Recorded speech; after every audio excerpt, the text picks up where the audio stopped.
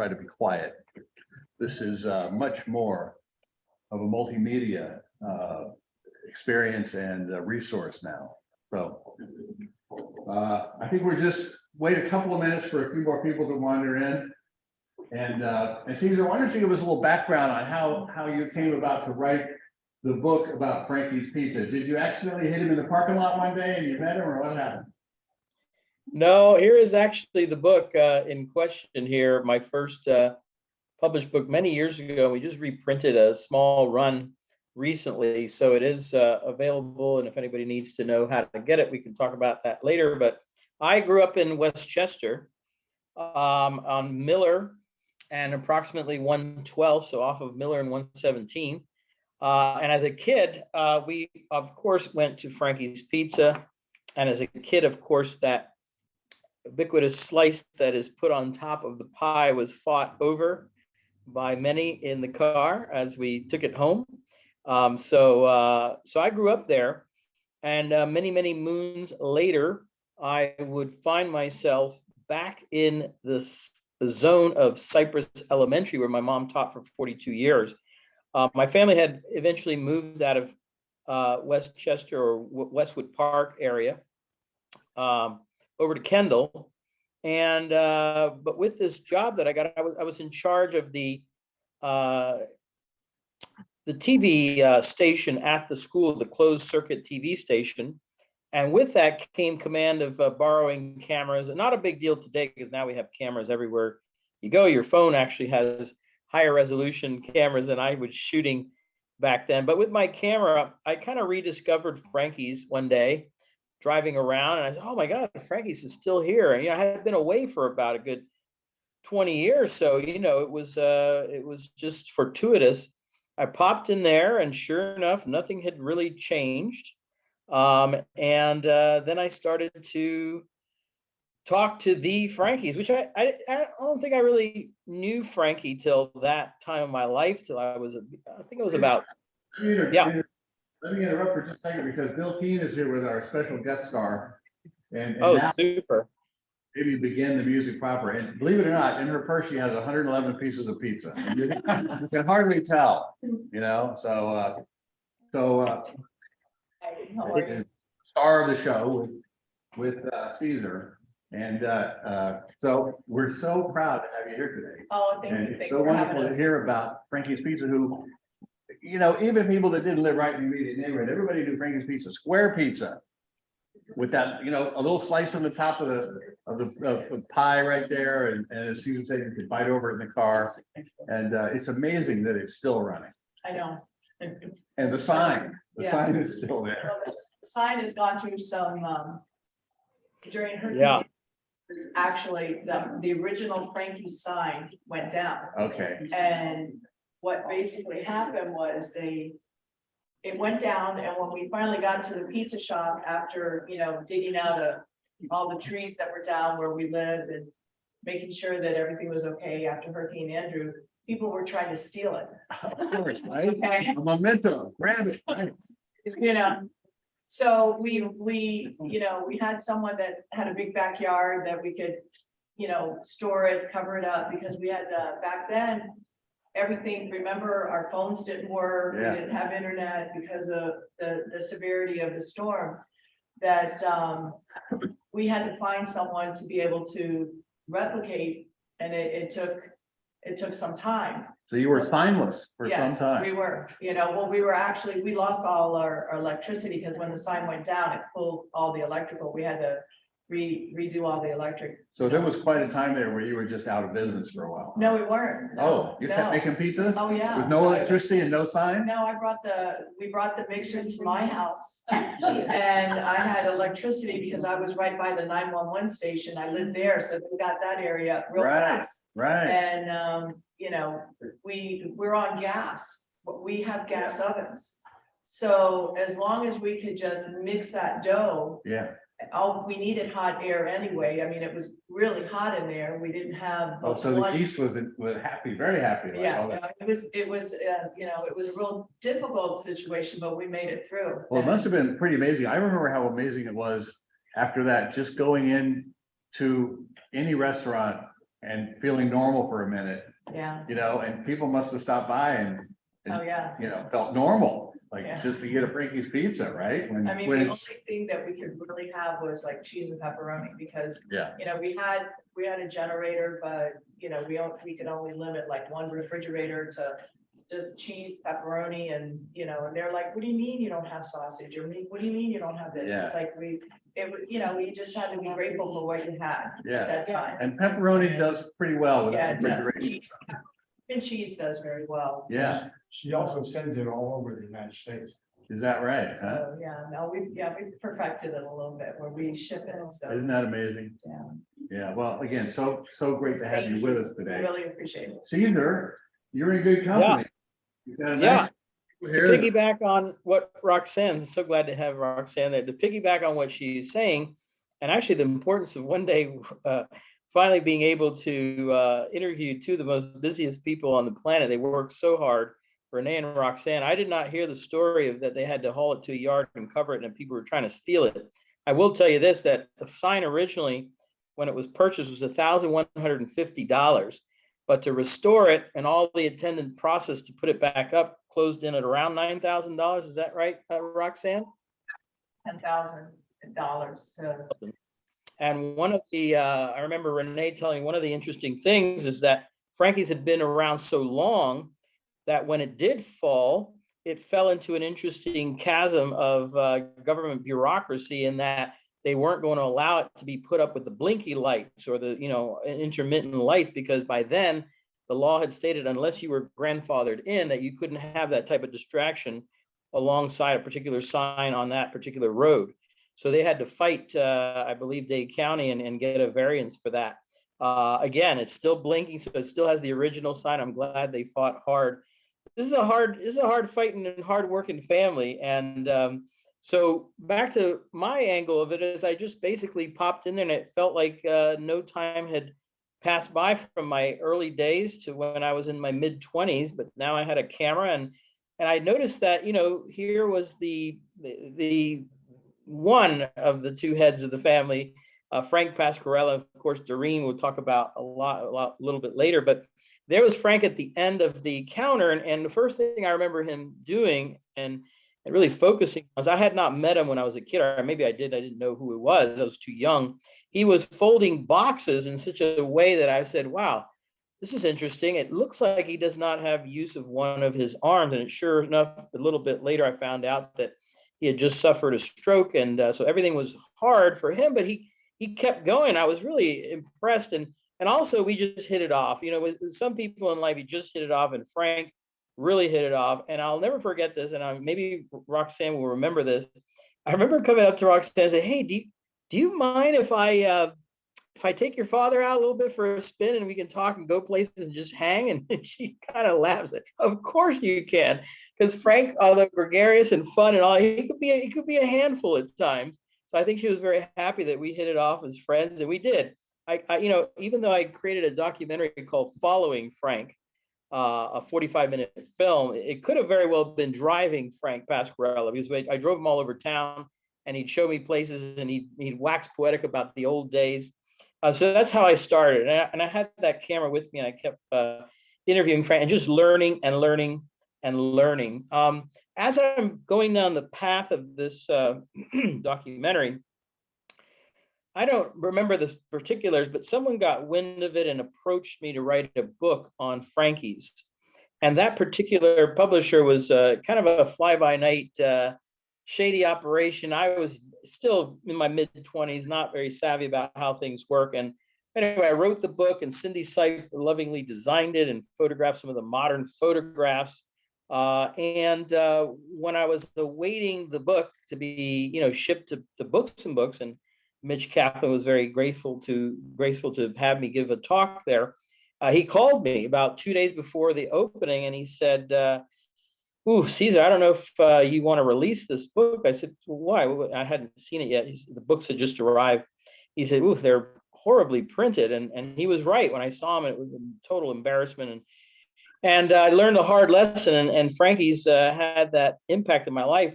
to stick to my own guns and self-publish my book so I can follow and oversee all aspects of my book and make sure that they're printed and published rightfully. But again, I was young. I wasn't really paying, and I was really going to do the documentary. So this was kind of like a side note. I had to shift everything to go write the book. So I had learned painfully, and it took another 6 or 7 years before I would be able to print the book myself. And we did, and we sold out of all 1,000 copies of the original printing very, very quickly. It was almost as quick as the slices would fly out there. So I was very honored with that. But one of the things that really took my breath away was what I call the ballet at Frankie's. And that is the staff, when they get going on a busy, busy day and things are tight in there. Remember, it's a very tiny building, approximately 30 by 25, Rocky, is that right, roughly? I mean, 900 square feet. something like that.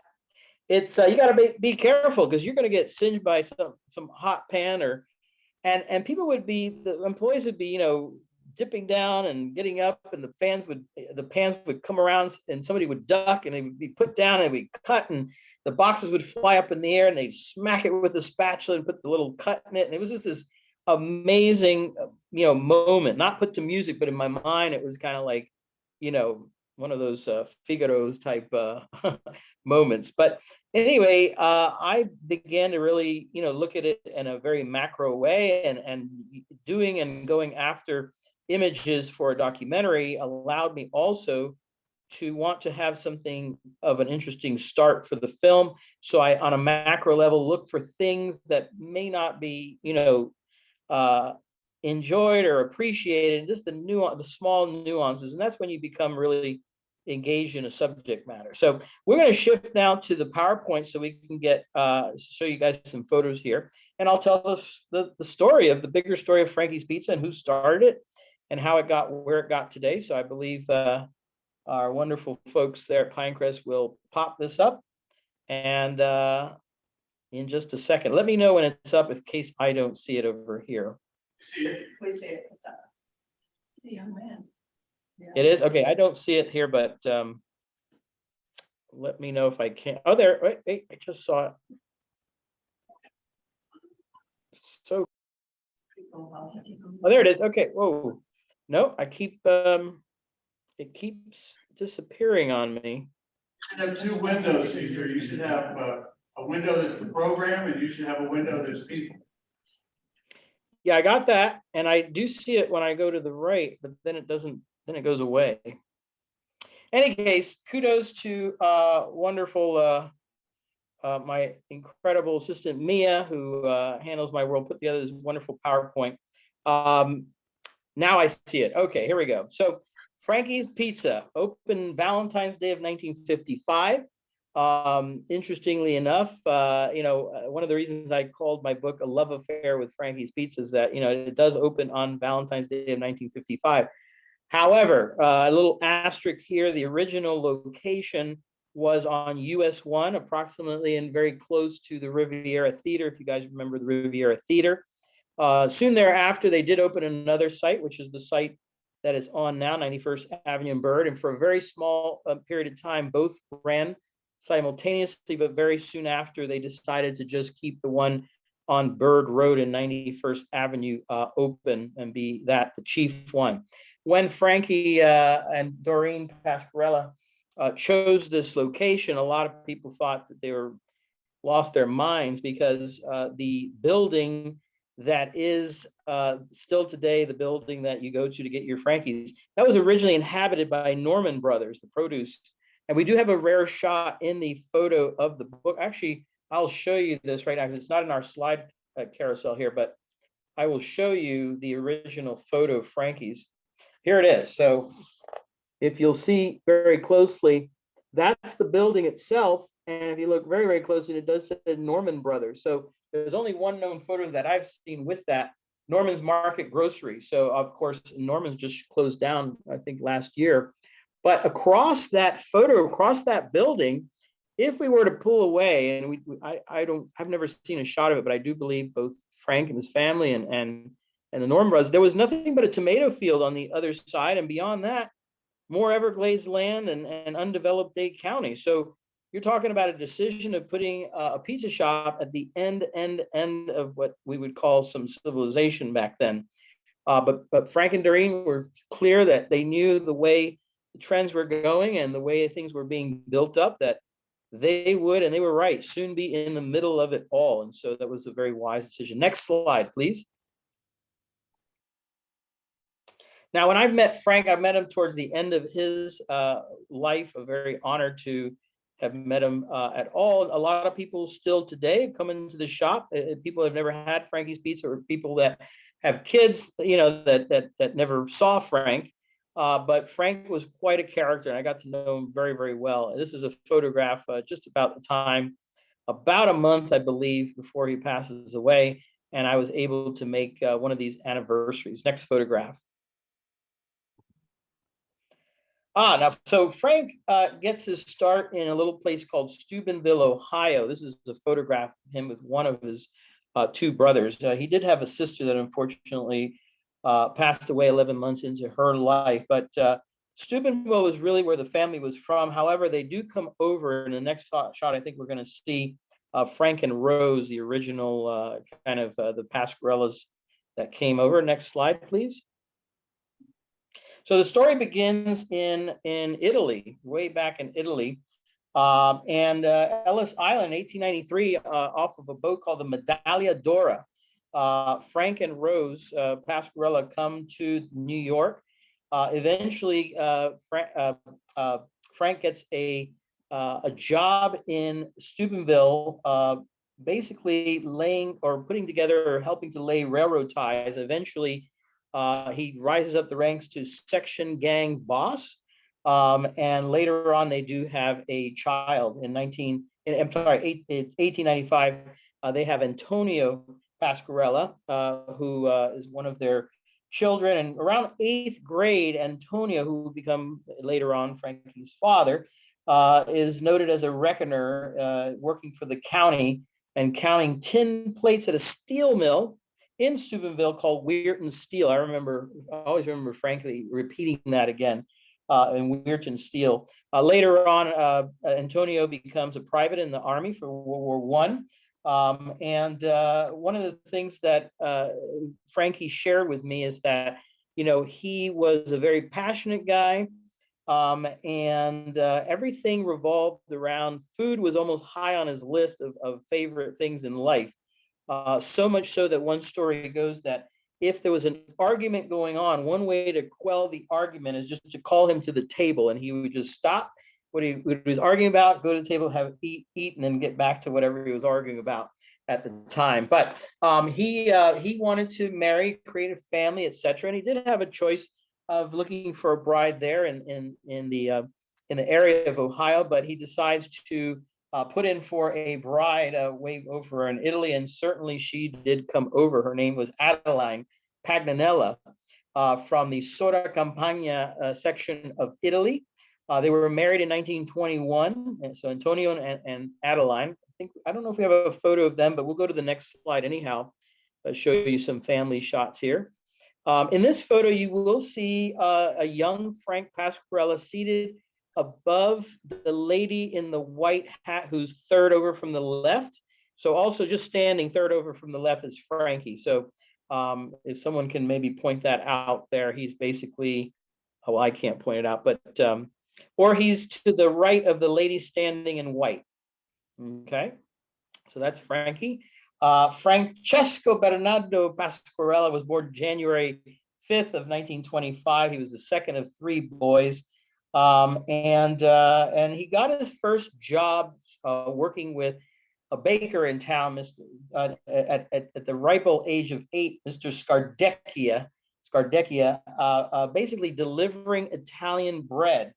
And he said he got up so early every day to do that job, and it only paid him 1 cent per loaf in delivering. And that, to him, he thought he had made it big time. Of course, for an 8-year-old, 1 penny's different. Of course, 1 penny's different in 1925 than it was today. But he remembers sometimes being a little bit sleepy, but over time, the job was so under his skin that he could tell, almost to the way that the cart would rock and bounce with the horse-drawn carriage, that he'd know where he was at any point in time, even if he took a little nap there. Next slide. This is Frank in the middle, I believe, with his two brothers, or one of his brothers and a friend. And he was very good at football, by the way, by age of high school age and senior high. He was great at football until there was a shoulder injury that just kind of led him to be on the bench. He wasn't very, very happy on that. He was drafted in World War II and did airplane maintenance for a while. And April 9th, 1930, we're going to shift now to Doreen. The next slide, I think we have Doreen in the next photograph. Nope, this is Frank, but keep this. He was very fond of his cars, automobiles. And there's a little story I will tell about him meeting Doreen in just a second. Next photograph.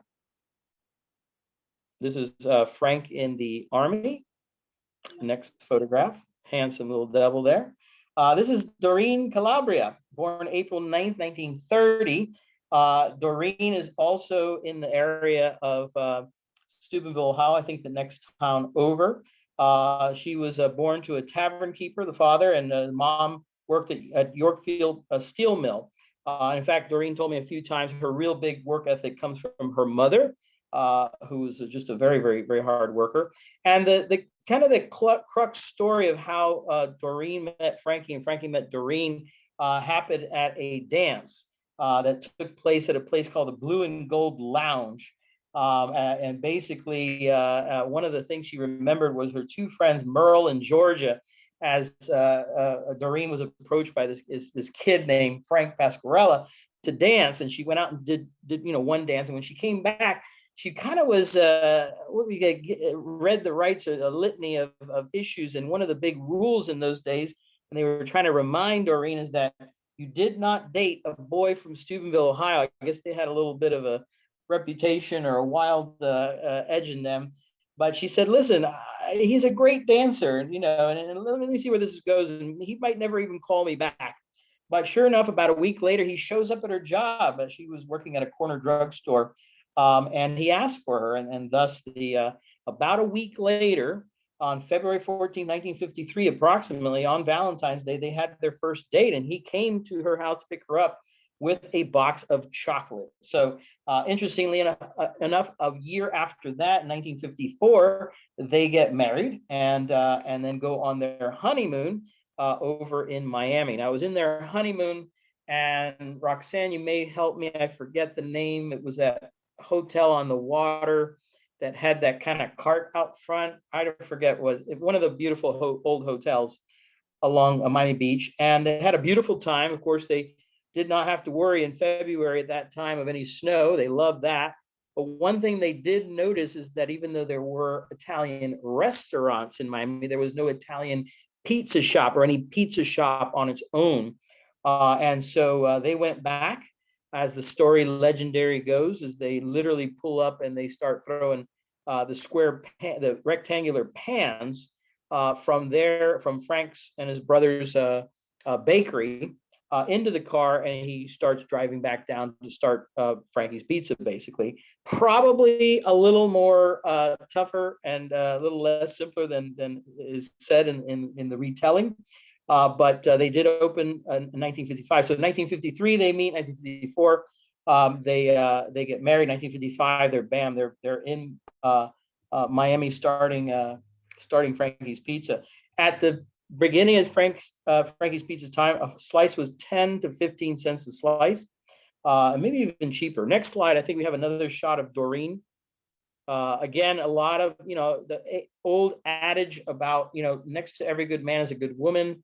Behind every good man is a good woman. It should be next to, because Doreen worked just as hard, long hours. I remember them telling me, sometimes it's hard to see up from down when they're running two shops and growing a family, which we'll get into now. Next slide, I think, has the girls coming in. Nope, this is their wedding. This wedding took place, I believe, let's see, I think in here we go. July 13th, 1954 at St. Joseph's Church in Tiltonsville, Ohio. I guess a town over to. By the way, I want to just a side note here. Frankie was born in Steubenville, and he's the second subject that I've written about, ironically, from Steubenville, Ohio. William Brickell was also from Steubenville, Ohio. And of course, you know, Julia Tuttle is as well. And Mary Brickell lived obviously with William in Steubenville. Of course, I mean, I'm sorry, not in Steubenville, in Cleveland, Ohio. So there's a lot of Ohio connections. The next photograph. Here's an early photo of Frank. This is probably comparable with what he looked way back in the day of beginning Frankie's Pizza. Next photograph. And again, by the way, for a while, when I met up with Frank and his family and the daughters, there were still at that time, I don't know if it's still possible to tell, maybe Roxanne can chime in here, but apparently for many, many years, there still were a set of the original rectangular trays that were used to cook the pizza, originally from the bakery shop in Steubenville. Rocky, can you tell us if there's still any original pans still left from the original batch they brought down in the back of their car? The pans are black steel, and we still have Black them. steel. Yeah. You see, Wear them out. There's some that, you know, that they'll get rusted, but we season them, you know, like with oil, but we cannot get black steel trays anymore. And so, yes, we have Dad's original trays. We still use them. And no kidding. we joke that that's like, you know, the only antique that we have in the place is that and the things.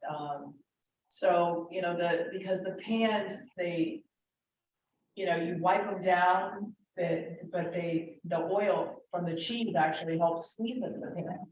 So it, you know, it's kind of like your seasoned cookie sheet that, you know, is seasoned, but you know, we've tried relentlessly to get them remade, but nobody's making them now. You know, that was real popular today, and now they put like Teflon or things on it. It's a lot different, but and they're very heavy. So, you know, we have a set of trays that we actually make the dough out of, and then we have a set of trays that we do the cooking. And so there's holes in some of them, you know. And cool. then the kids will cut themselves. If you were to take a wild guess at how many are left from the original batch of trays, what would you say is the original number still around today? Probably about 50. You know, he brought a lot of trays down. He brought trays down, and in that area, the Ohio Valley, Pennsylvania area, a lot of people use those trays throughout that area. The northeastern corridor, a lot of pizza places are square like that because, you know, the trays are that way. And I don't know how, that's how my father was taught how to make pizza. But it's really kind of funny because in his last name, Square is in his last name, and his last name is Pasquarella. So I said, you know, I guess it was destiny for him to make square pizza, you know. Well, I was told by your father and your mother that in part because they came from the bakery and initially weren't baking pizzas then, and that, you know, to obviously, you know, use what they had at the moment they were opening, they just chucked some, you know, some of them in there. And so part of necessity comes the square slice, and I'm glad you guys haven't changed it a bit. So that's great. I mean, I like that it's different right off the bat. You know, the taste is different, but also the shape is different. Not to say that it's not the first pizza ever made in a square, you know, shape, but it is neat for Miami to have that kind of distinction that this particular pizza shop, you know, your shop has that. Next slide, please. Thank you. Next slide has over the years, you know, they have been awarded all sorts of awards, but the one I want to focus on that was interesting, and I think Rocky can help tell this story. It's kind of a mystery, but I think it was 1992 or 1993. Let me double check here on the edge of the inside jacket of the book. I believe it was 1995. Bon Appetit magazine, no very tiny slouch of a magazine there, bestowed Frankie's Pizza the top 8 gourmet pizzas in the United States. And I don't even think, Rocky, you knew you were in the running. It just kind of happened and people kind of flipped out and everybody wanted to taste some Frankie's. Can you take us back to that time where you were awarded that and how that impacted people wanting to know more? Well, I don't know, trying to remember, first of all, I'm not a cook. I can cook pizza, but I'm not the cook. My sister's the cook in the family. She took after my dad, you know, for the love of cooking. I think I took after my mom, you know. My mom could cook, but you know, when you had to clean up the kitchen after your mom or your dad, I always liked cleaning up after my dad because, you know, he'd always put everything back in place. But I didn't really know what Appetit magazine was because, you know, I wasn't a cook and I was always either working or, you know, taking care of family. And then all of a sudden somebody goes, "Oh my God, you're in Bon Appetit magazine." And I'm like, okay, so how, you know, I had to eat. And my sister, you know, my sister almost fell off her chair. But, you know, because she's like, "Oh my God, Rock, what am I going to do with you?" And I said, well, she goes, "You can't even boil water." And, you know, but, you know, for me, it was an honor because first of all, it was a national recognition. And, you know, the only thing is, like, I always say that Frankie's was my dad's first child. I was the second, my sister was the third. And if you've ever worked in a family business, that's how it, you know, you're on the way here. I was just telling Lucian, you know, I get a phone call that somebody's calling out from the ship tonight. So it's, you know, it's always, you're always working, you're always involved. It's, you know, you never really get that break in terms of, hey, I'm going to turn my phone off because, you know, things happen and you've got to be able to make sure that things are in place for it, you know, to be taken care of. But, you know, it was a great honor, you know, first for a little tiny pizza shop. And, you know, the thing that we have is we've made friends, people that were customers that have been friends that have all moved. And now I take care of them by shipping them pizza, you know, because it started basically me packing pizzas for people. Like I'd have people come over from Venezuela, Puerto Rico, different places, and I'd always pack pizzas. And I have a really cool story where I had this one customer that this was back in the 70s and 80s, and I would always pack the half bakes for him to take to his sons in California. It was in the 80s, I believe, or 90s. And they would, the one man has become very successful in the film industry business, and he's still a customer to this day. But his brother's very successful out in California, and they went to Columbus High School. They're both graduated from Columbus High, and his brother's very successful as a doctor out there in research. So Dad would always bring them half bakes to visit in California. So one day, you know, and because I've learned how to pack that pizza where it doesn't move around, it's double stacked, it's tight as a drum, and, you know, it travels very well. So one day, one of the in-laws passed away from the family, a mother-in-law. She lived in the Pinecrest area here, and she didn't believe in the banking system. And she came in, they came in and said, "Hey, Rock, we're in town. My mother-in-law passed away. Can we have a couple of Frankie's pizza boxes?" And this is before when we could get on an airplane and you didn't have to be checked, like, you know, and it was just easy. You would walk on. And he said, my mother-in-law passed away and there was $30,000 hidden in the house. And she goes, "We didn't want to put it in the bank. We didn't want to put it, you know, carry it on us in our suitcases. And, you know, we just didn't know how to get it back to California. So they came in and got Frankie's pizza boxes and put $30,000 in and added in the plane, you know, to go back to California. And it made it safely, you know. And So you know, now it would have to go through a scanner, but back then, you know, we didn't have to do that. So it was, you know, more fun times, but it was just a funny story. And it, you know, to this day, I'm still sending the boys pizza. Their dad's not, you know, he's up in heaven with dad, who's making them pizza. But, you know, the boys are out in California and we're still taking care of them, but I ship it in dry ice and I pack it. Sounds like the half baked is. Yeah. So Amazing. That's a great story. you know, but it came from, I would pack pizzas, I would ship them.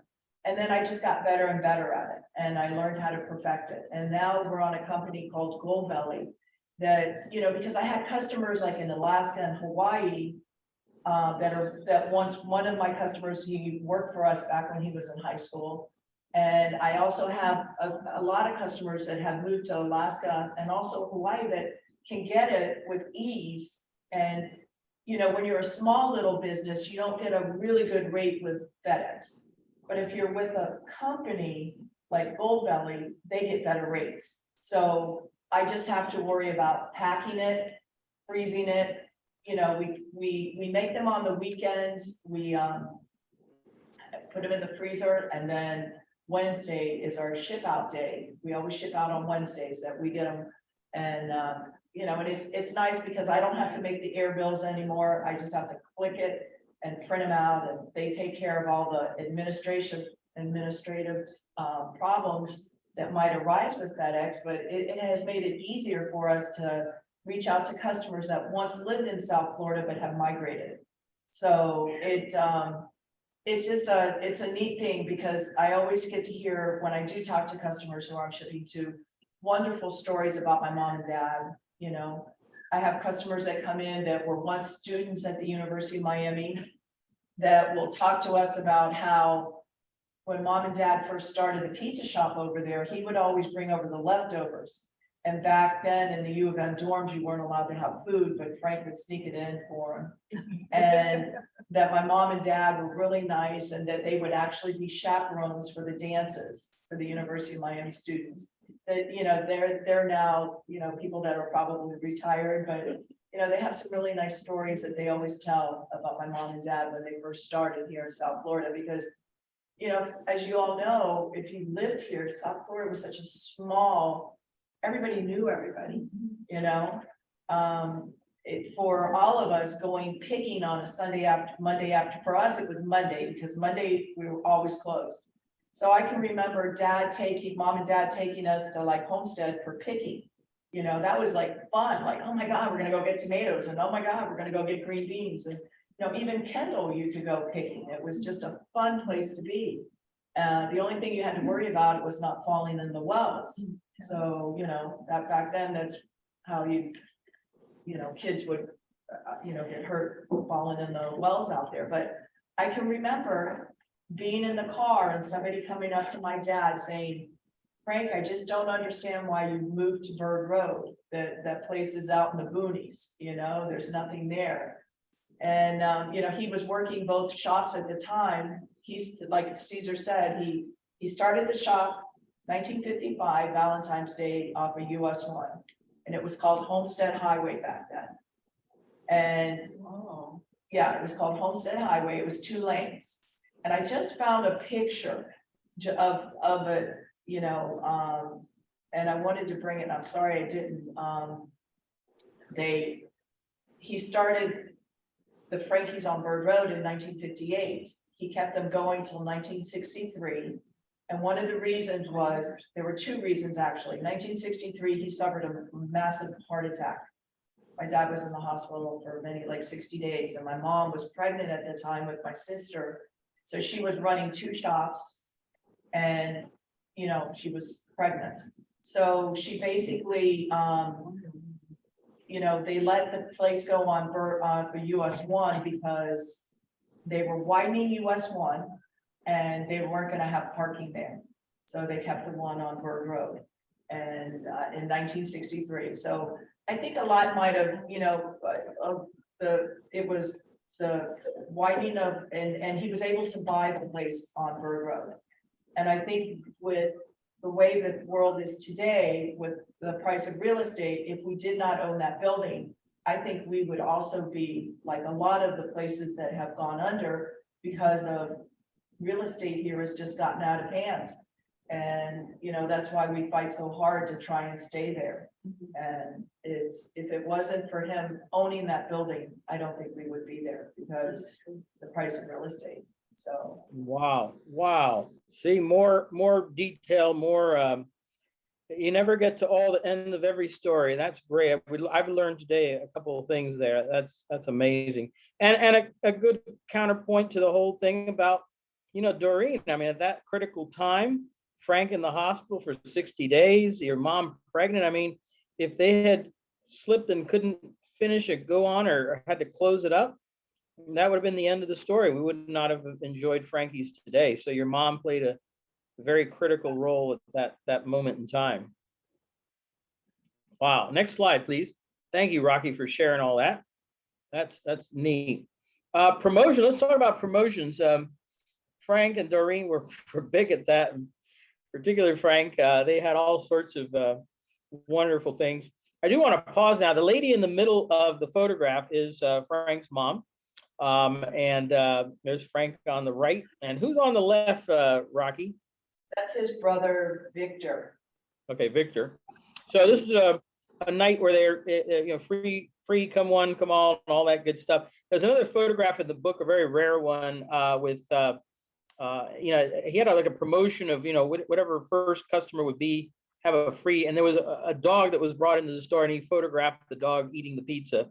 Also in the next slide, I think we're going to get into the Frankie's Pizza Mobile. But before we do, Frank's mom was really the one who created so-called the sauce that Frank so you know, lovingly made and protected. You know, there's not a lot of people who know the actual sauce. I remember when I was filming the documentary, Rocky, it was you that turned to me and said, Cesar, we love you, but right now you got to turn off the camera.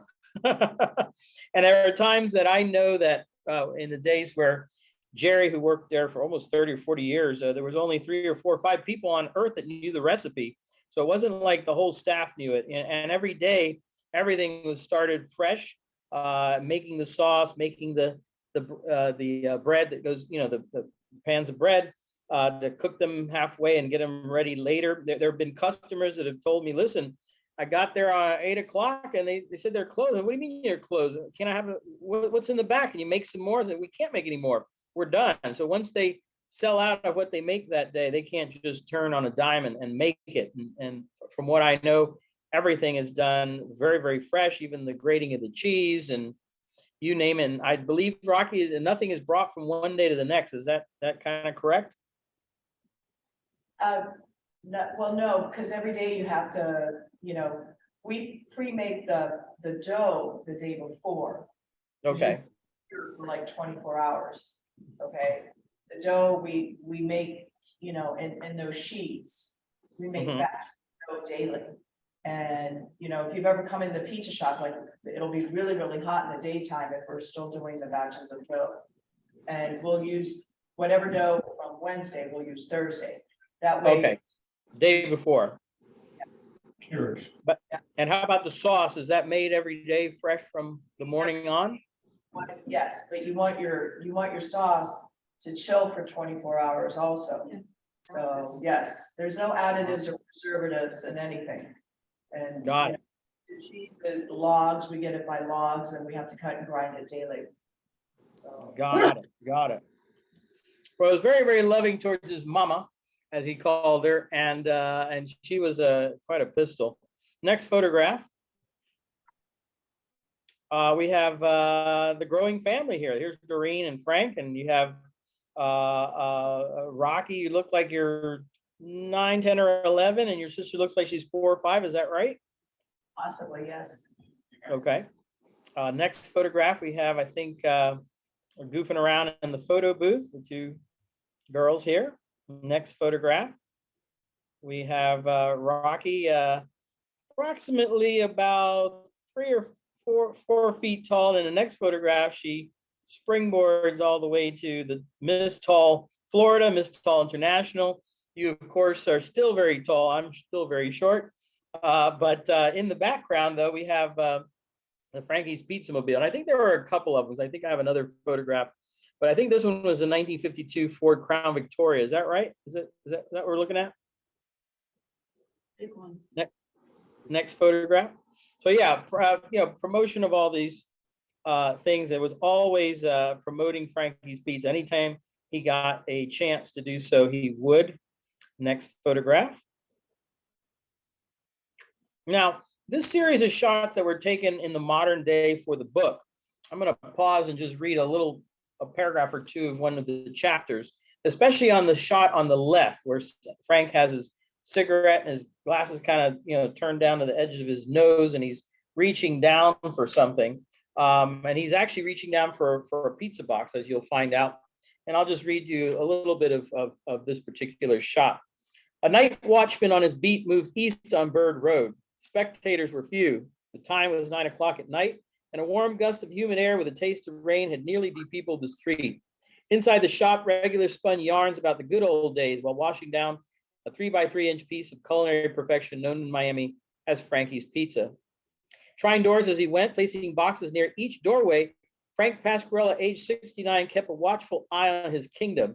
He was more at home here than in any other place. One might have thought by the amount of time he spent on his quote-unquote beat, home was just a brief rest stop, refueling for his next shift as the official greeter of unincorporated Pasquarella County, a community that stretches from 90 to 91st Avenue along Dade County's 40th Street. Frank would go about his daily routine as if the ecological balance of his empire depended on it. One of the things that was interesting when I'd ask Frank, why are you putting all these boxes next to each of these businesses that are far gone and closed for the day? He said, well, it's just a way that I believe fends off anybody from messing around with breaking in. I think he had a thought that it seemed like a pizza was just delivered to a store next door and they were about to open and grab it. But that's what he did. He would actually go and carefully, by the way, he just wouldn't toss it down. Of course, he didn't have the use of one of his arms. His right arm was obviously from this second stroke, I believe, pretty out of commission. And but with his left arm, he would not just put it down, but he would gingerly kind of push it so that it was just perfectly square to the edge of the building. And he would take his time. I would just marvel at watching him do that. In the right shot, one of his employees that have been around a long time, and a lot of employees have stuck around. This is Jose, who now is a grown man, married, a kid that's taller than him, etc. Goofing around in the shop there. And there's a long tradition of getting a job there. If you're a local kid, maybe going to Southwest High School, working at Frankie's Pizza, and a couple of traditions that did go for many years was the annual softball game against Arbetter's Hot Dogs. And I remember that particular year when I met Frankie and I kept hanging out with him. One of the things he would do when we spin out of his driveway, he said, let's go to Arbetter. I want to talk to Bob.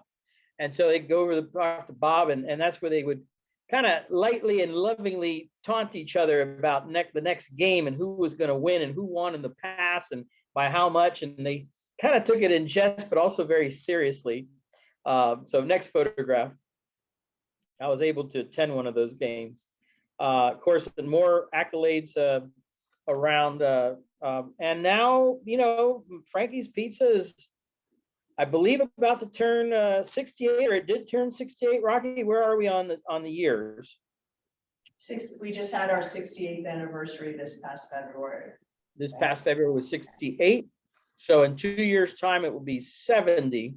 Unbelievable. Not too many things last 70 years, especially in the same, relatively the same location, but it's amazing. If you go there, my favorite thing is to have a slice of the pizza right then and there, if not at the counter in the back where you have a seating area. But I always like to have it fresh as it comes out of the oven. When I started this project and started to melt my family with your family, Rocky, I remember your son was only about 3 or 4 or 5 years old, and he couldn't see over the counter. And now he's just about as tall as you and has 2 kids. It's amazing. It still feels like yesterday, or it still feels like 10 years ago, but I think it was more than more like 20 or 25 years ago that I bumped into you guys. Love to take some questions and curiosities, and maybe some other things will pop up into my mind. But as we're having people raise their hand, know that if you can go back to me, I'll show you the cover of the book. If anybody wants to purchase a copy of Frankie's Pizza, they can do so by just telling Robert Burgess that I want a copy, and we'll take it from there. We have a way of finding you, shipping it to you, and we'll have Mia bill you later. So this is the, well, and that's not the, that's the screenshot of the first, that's not the cover of the book. If you'll go to me, I'll show you the cover of the book. Just one second. There you go. So this is the cover of the book, designed by Jason Friedman. The inside of the book has historic images, but it also has modern day shots taken by award-winning photographer Cindy Sipe, who did a marvelous job. But there's some great shots of the old days, the old shop here. All right, any questions? Anybody have any questions and curiosities about Frankie, Doreen, Renee? I call her Nene, Roxanne, Rocky. Or if anybody wants to read some of the questions that are zapped through the ether there. What are your business hours? We're always closed on Mondays. We're open from like 11 till 10. Okay. So, but you know, the weekends are just so hectic and busy. I like it during the weekday when it's a better pace. On the weekend, we have a fast pace, like Friday night. And if one of my young people, like I had a new young girl trying to run the front, and you know, a couple of mistakes were made. And when one person makes a mistake, it just kind of like throws us, yes. And, you know, and I sat her aside and I said, look, we all make mistakes. I said, tomorrow's a better day. I said, but you know, we all work as a team in there. And I was able to fix a couple of the mistakes that, you know, she was just putting things in the wrong place. And I think it gets overwhelming because now, before you just had telephone, one telephone. Now we have 2 telephones, 3 tablets, and everybody wanted it yesterday, you know? So the good news is we do half-baked pizzas where a lot of our customers were, you know, and I always tell them that's the best way to get it. It's 10% off.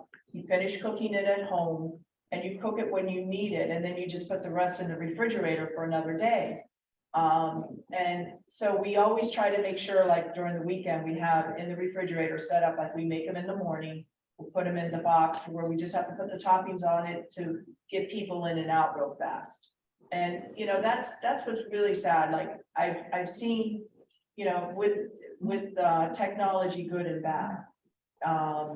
You know, it's people are always in a hurry and you don't have that where I think when Dad first started, you know, people would come by and talk and, you know, you would be able to get to know your neighbors and what was happening in the community. We just live in such a rushed society now. It's really sad, you know? And I always try to instill in the young people that work with us that, you know, these are not your customers, these are also your friends. These are people that, you know, you never know that person might be your next boss in your lifetime, or you're always going to be connected to, you know, the people that walk in the door. You know, my dad he started like we have a real good connection with the Miccosukee and the Seminole tribe because, you know, we go back from the 50s and how their lives have changed. You know, I can remember as a young girl going out to the tribes, you know, my dad was all excited that he knew, you know, the Seminole chief and the Miccosukee chief, and, you know, their lives have greatly improved over the years. And, you know, but I always tell them, I said, you know what, I've known them for such a long time that we grew up together and now we're all getting old together. So, you know, it's nice to have that's, yeah, the people that you know that's going to be there. And I always try to make sure that those kids say, I want you to treat this like it's your business. I want you to make that pizza like it's for your mom and your grandma, you know, and and to try and always keep quality up. And, you know, you get some kids today that you just wanna say, what did your mom do to you? Or what did your dad not teach you, you know? But all in all, we were very blessed to have a great group of kids that came to work with us during the pandemic. Because the only reason they wanted to work was to get out of the house, okay? Because they had a bunch of young people and they were outside. I put them all outside, like we went outside to start working prior to the pandemic closing. And I said, because, you know, people were coughing in the pizza shop and it's kind of small. And I said, oh no, we do events, we're going outside. We can make this work. And we did. We worked outside, people would place the order, we'd bring it out to them. And it worked out really well. And they were able to get out away from their parents and be able to be around young people and make some money and not be cooped up at home all the time. So, you know, we made it through that pandemic. Let me tell you, my sister really wanted to just close. And I said, oh no, Dad would never do that. You know, he'd be like, oh no, you know. And I think, you know, when you have a small business, you're always up against so many adversities. It's like life. It's like all of us going through life. And, you know, but we did it. I'm grateful that we're still here because there's a lot of places that we've lost during the pandemic. There's, you know, and we're really blessed to be here. And I thank God every day, you know, as long as I can physically do it, I'm going to keep doing it. And believe me, she works her butt off. I'm her next door Next door neighbor. neighbor. And I know when she leaves, comes home. And she's a hell of a hard worker. Like mom and dad. My husband says that he remembers Frankie sponsoring his father's bowling team. Oh, yeah, yeah. You know, when we looked for pictures and we couldn't find. You know what, you know, I'll have to see, I have everything in safe places and now I'm at the point where I can't remember. Do you remember was a bird bowl? It's a bird bowl for sure. He sponsored a team there. He used to also sponsor some like baseball teams and softball teams, you know, at St. Timothy's and all the different quarry leagues and things like that. That was always into, you know, you keep a kid busy, you keep him out of trouble, you know. And one of the things that he always did throughout the years, like when he first started, it was all boys that worked in there. Okay, it was all boys. It was a little chauvinistic. And my friend, you know, my friend Renee O'Neill was like the first official girl other than his daughter to have a job there. And, you know, when he brought girls in, you know, that was a big thing for my father. Okay, so they would always be kids that, you know, were like in Southwest and then the ones, and we kind of still do that today, where we get kids from like Southwest or South Miami or Coral Park, different places that they start working, and the ones that stay behind to go to college here, like either Dade or FIU, will stay with us because they know we'll work with their schedule. We're easy to work with. We know that an education is first, your job, your family, and your job. But, you know, most of the kids are really good about being on time. They're responsible. They keep up their grades.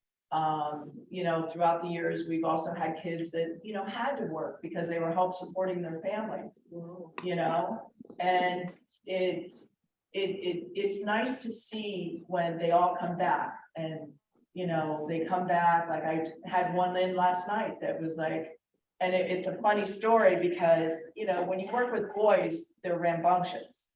And this particular young man, we had a refrigerator in the back and they're like, Rock, quick, we need some like salami or something. Can you go in the back refrigerator and get it? So I go in the back refrigerator and they put the smallest kid in the refrigerator and they put a knife in him and they had sauce coming down. So it looked like blood. And it was busy as sin, and the pizza shop was packed. And I go in there and I just like blood curdling scream because I thought he was hurt, and they, and the main culprit came in and with his son who's now going to Columbus, and I looked at his son and I said, did he do to you what he did to me, But I mean, it's just nice, they come back, it's just nice. During the pandemic, we had people come back to work that lost their jobs, that were temporarily laid off, that they came back in and helped us. So if they know that it's like a family, it is a family business, and our employees and our customers are part of our family. And that's what, Frankie, that's how my dad started it, and that's how we continue to keep it going. Amen. Cesar. Cesar, it's Elvis. Good to see you here. I came in a little late. Hey, Elvis, how are you, buddy? Cesar, I'm disappointed you're not here in person because there's like 3 or 4 boxes of this wonderful smelling pizza in the back of the room. You should be here to enjoy it. But my question is, in all the years that Frankie's Pizza has been in existence, how many days did they close unintentionally, hurricane, what have you? That's a good question for Rocky. Rocky? Anytime there's a hurricane, we're right back in there, okay? And they all know, as soon as the roads are clear, we're back in there. They all because we're on gas ovens. So if we lose power, we use a generator for the mixer and one of the refrigerators, and then we keep going. We were feeding people after every hurricane. We get in there because first you want to make sure your refrigeration is good, because what's got to be thrown out. I mean, we had to throw out a lot with Hurricane Andrew. Everything had to be thrown out because we couldn't get electric in there fast enough. And then we didn't have electric for like a whole month, but all the storms that come through, I think we closed for about a week during the pandemic to kind of move things around in the pizza shop so I could spread everybody out. And we just got overwhelmed with baking. We were baking for our online business. Like everybody in the country was ordering pizza online, and we were we couldn't keep up. And we just didn't have enough staff yet to make it happen. So we were, there was 1 week during the pandemic, we had to close because we moved it where I could spread everybody out and we weren't on top of each other, and we were working outside. So To make everybody safe. yeah, to make everybody safe. So that's really about it. I mean, it doesn't, other than maybe when Frank passed away, we closed for a day, and my mom, when we closed it, that's really about it. I was working in there the night before I gave birth, And the day after. So it just, and was right back to work, a week later. So it's just, you do what you got to do. That's unfortunate, but it's not like you can take off and have maternity leave or things like that. So it was challenging. Yeah. Yes, ma'am. My son plays in a rock band, and he was recently at Cutler Ridge Park, and my husband comes back with pizza and the Frankie's box. And he says, yeah, they've got the truck over there. When did you decide to do traveling Frankies? We had a food trailer, and we made a 15-year investment. We only got 5 years out of the food trailer because it was made improperly. They didn't do a good job. They didn't do pressure treated 2x4. So we got subpar on the quality of our food trailer. We do events where we pop up tents. I have a cooker that we bring them out. We do quite a few for like Cutler Bay and Palmetto Bay, because we have a lot of our customers that once lived there. So we always bring like the half bakes down and we cook them there. We do like parties, special events. We did a lot more when we had the food trailer. It was more convenient, and I wish we still had it, but it is, but we still do special events, but we kind of just pick and choose which ones we do, because it's a lot. You set up a tent, you set everything up, and but we enjoy everybody down here because, like I said, a lot of our customers are down here that have migrated and it's easier for them, like they'll come out, like we'll always post it when we're gonna be here.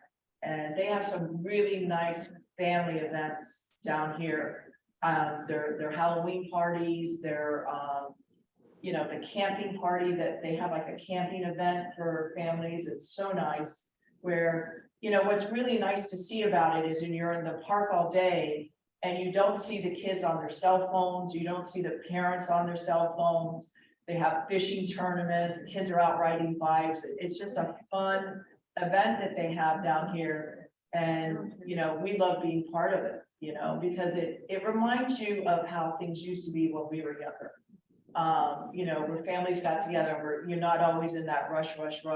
They have a big, at night, they have a movie night, they have a big screen where they, you know, have obviously it's like a kid's movie, and then they have a big, where they have s'mores, you know, they cook s'mores, and the kids get to experience things that we did as kids that, you know, like are like, they just don't get that anymore. So I wish every kid could experience that. It's fun. The parents camp out overnight, and it's just a good day. It's a really good day, so.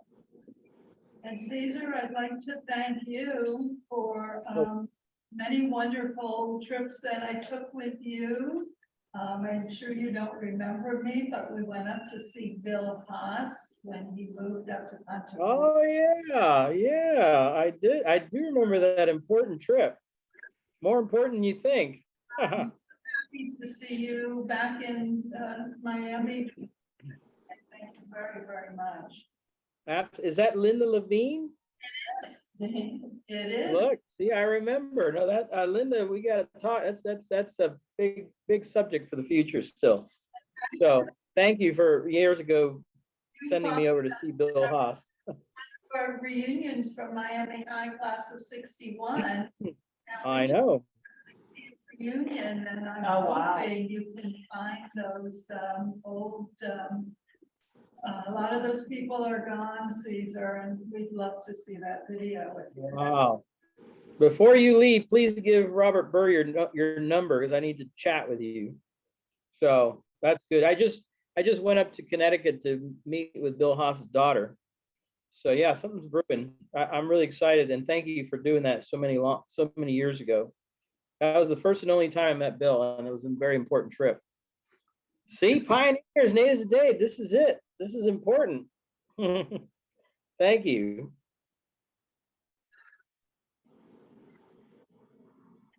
There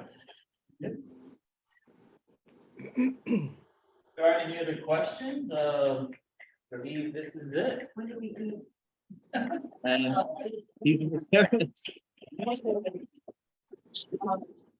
I didn't, normally I bring pizza, and I'm really sorry. The young man that was gonna cook it is out with an injury, okay, and I'm really, really sorry. He's in the refrigerator with a knife. No.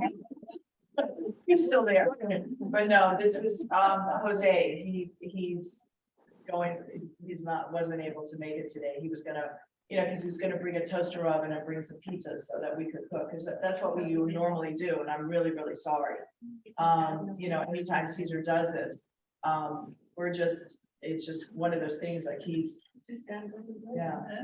We'll have to go up and get it. I'm really sorry.